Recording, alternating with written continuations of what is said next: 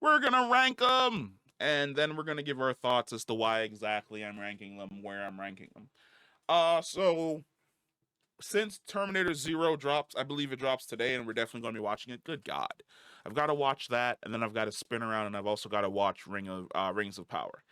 We are going to be ranking the Terminator films, and it's interesting that they also put Sarah Connor on here as well, but that's cool.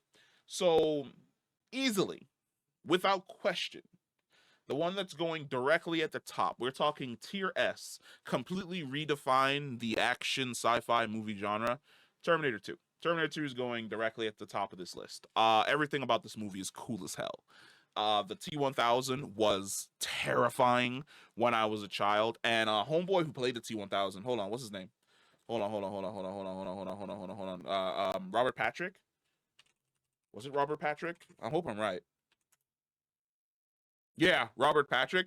I'm one of the things that will forever confuse me about Hollywood is the idea that Robert Patrick was not in more roles as a villain. Like, what's his filmography? Like I really do feel as though he was in Terminator 2 Judgment Day in 1991, and I just feel as though he should have been in bigger films, like From Dusk Till Dawn 2. He was in The Faculty as the coach, which is pretty good. But like I feel as though he really should have been a bigger villain in films over the last 30 years, because Robert Patrick terrified the ever loving shit out of me. I could not, as a child, meet that man in person because there was always just a part of me. There's that scene where he's in the kitchen disguised as that dude's wife trying to get John Connor to come home. That scene terrified me as a child because at that point in time, I was like, oh, anybody can be a T-1000. And as soon as I'm annoying, the T-1000 is going to absolutely fucking kill me. Yeah, no. Robert Patrick definitely deserved it. He deserved way more love from Hollywood than he got. And I kind of understand. I think he was at a fan event talking about Terminator, and it kind of felt as though he didn't want to be typecast as a villain. But brother, there are some people that are born to be villains, and I just feel as though he was one of those guys that was born to be a villain. Like Arnold Schwarzenegger was born to be Arnold Schwarzenegger. John Claude Van Damme was born to be John Claude Van Damme. Robert Patrick was born to play a menacing bad guy who didn't have to speak to get the menace across. We're talking about a dude who was not as physically imposing as Arnold. Like he was a skinny dude, but the way in which he played that skinny dude, absolutely fucking horrifying. This is gonna be a little bit controversial, but right underneath this, we're gonna put the first Terminator film at A. I love this film. It's fantastic. Does it reach the heights of S tier that Terminator 2 does? No. However, is it still in a league of its own? Yes, because no other film in this list will be making it into the A category or the S category. The first Terminator film is great. It completely captures the cheesy 80s sci-fi action vibe that it needed to capture. And Arnold Schwarzenegger, I feel as though this was the role that made people aware of the fact that yeah, he usually plays an action hero, but he can play an absolutely fucking terrifying villain. The fact that we never really rotated back to this ever, like sure we've gotten versions of Arnold playing like an evil Terminator in the later films, but then typically within 5 seconds the exterior skin suit is blown off and he's just all metal.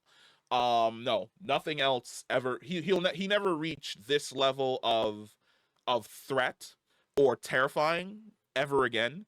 But Terminator 2 made him like the coolest hero ever and made Robert Patrick like the most biggest villain ever. And for that, the first Terminator film is definitely an A.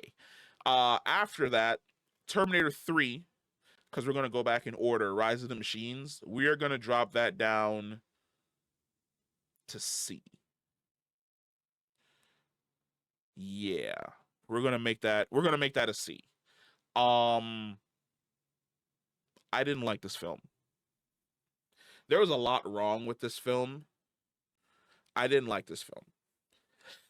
like at all. It kind of felt, if both of these, Terminator 1 and 2, if both of these films were like two giant steps ahead for the franchise, Terminator 3 Rise of the Machines felt like four steps back, like the cheesy version of the franchise. Like I hated the fact that the TX, in order to talk to the cop, it grew bigger boobs. Like as a kid, I understand what that was for, and at like 12 years old, that was interesting, and that was like a little bit cool. But looking back on it and watching it again, there are so many like really cheesy moments that annoy the hell out of me. The graveyard scene is cheesy as hell, with him in the casket over his shoulder, him encountering the doctor from the first Terminator film and the second Terminator film. Again, just felt way cheesy, and it didn't feel as horrifying, because when you first meet the doctor in the first one, he's a dick. But then you meet him in the second one, and he's still a dick, but he feels as though he's trying to work Sarah Connor out of like this psychosis. And then he encounters not only does he encounter Arnold again, to which he's like, this dude's still alive. But then he encounters the T-1000 walking through the gates, and he's like, oh shit, she was telling the truth this entire time. In Terminator 3, when he pops up, it feels as though he was there for a gag. I think that the true evolution of his character would have been him helping Sarah Connor in some way, shape, or form. Knowing that the Terminators were real and seeing the Arnold Terminator again, he really should have done whatever it took to like help her, and probably, in my opinion, he should have died in the third one. But him being there kind of like a gag to see the Arnold Terminator again and completely freak out. I was like, why is this dude here? And like I said, a lot of it is it feels cheesy. Like the TX chasing them through the tunnel and being stuck on the wall, cheesy. Arnold beating the shit out of the car, cheesy. The TX walking into the room with a like, hey dad, ba ba ba ba ba, then getting shot, cheesy. This film was cheesy. I wasn't a fan of Rise of the Machines, but it's still a serviceable Terminator film. Terminator Salvation's a B. I'm honestly amazed and kind of pissed off that we didn't get more from Terminator Salvation.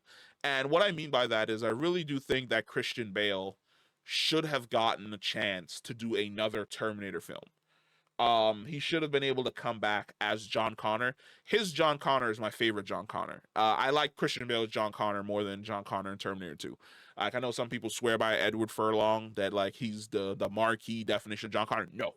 The John Connor I always rocked with, the John Connor from the future.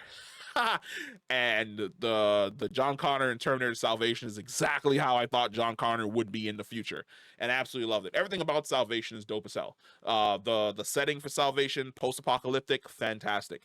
The bleakness of this war against the machines, fantastic. The fact that Skynet doesn't just wipe everybody out, it starts harvesting people to study humans and to create better infiltrators, fantastic. Like I loved everything about Salvation.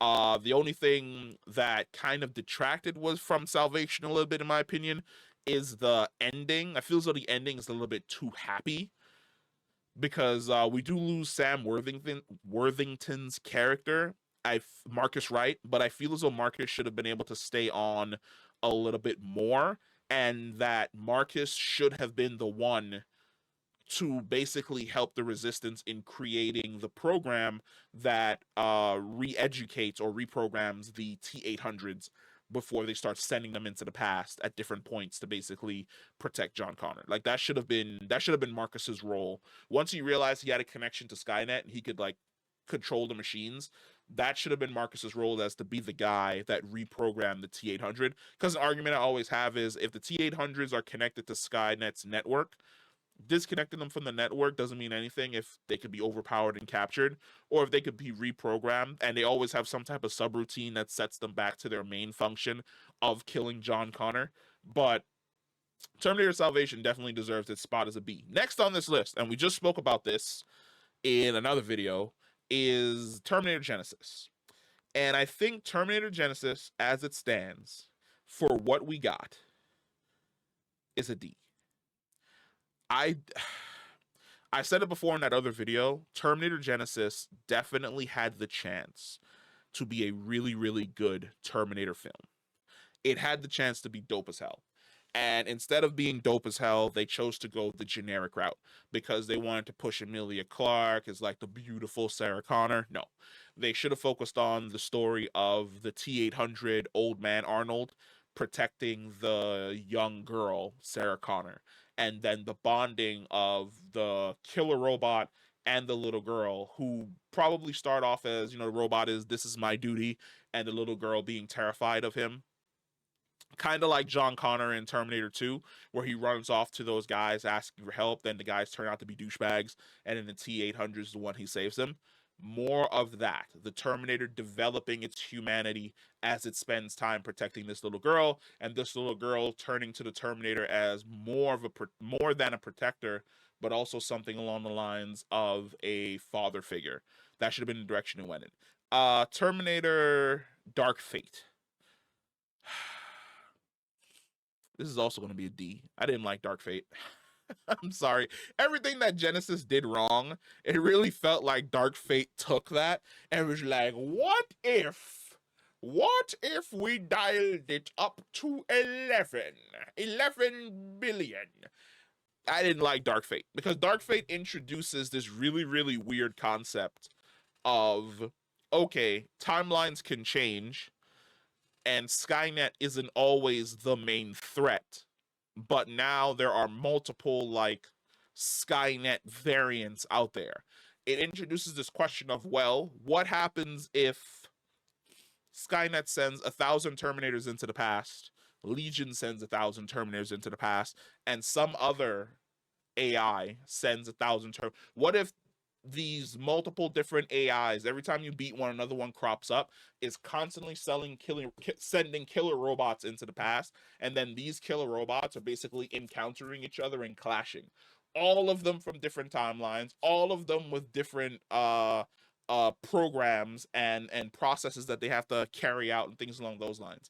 I didn't like that at all. I think that for Terminator, Skynet is your big bad, and Skynet should have just been the big bad.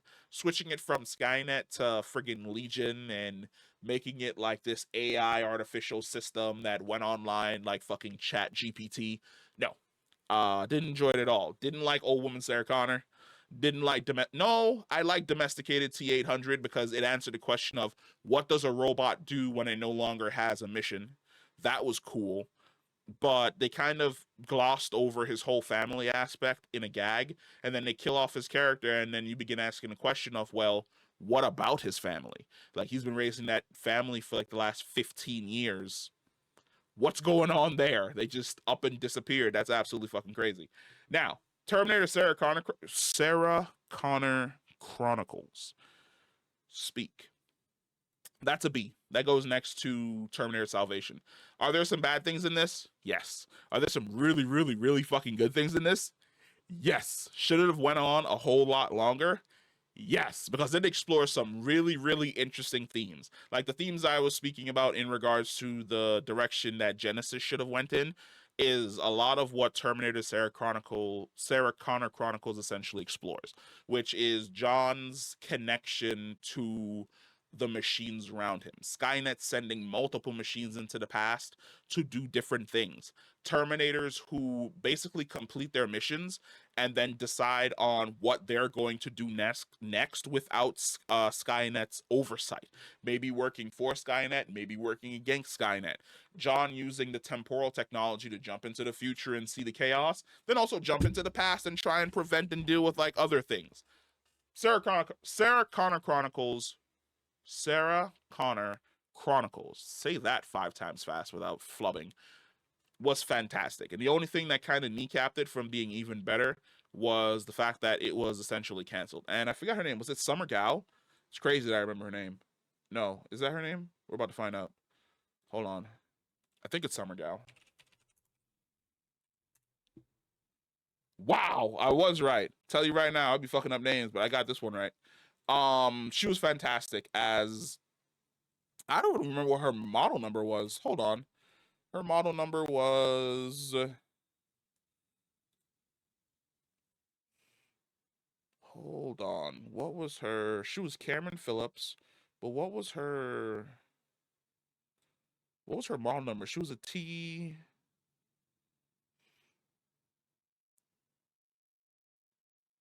Does she not have a model number? Because she's not a T800.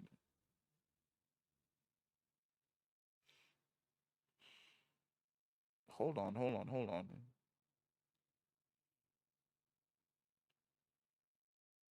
She was an infiltrator. Yeah. But does she not have a model number? Bullshit. Hold on. Because now I gotta go. Now I gotta go to the Terminator wiki. She plays Cameron, and Cameron is a T900, a T0K715. Crazy. Yeah. So she's a T900, which makes her one step above Arnold and makes her processing computer even more closer to human as an infiltrator than even Arnold's T800 model.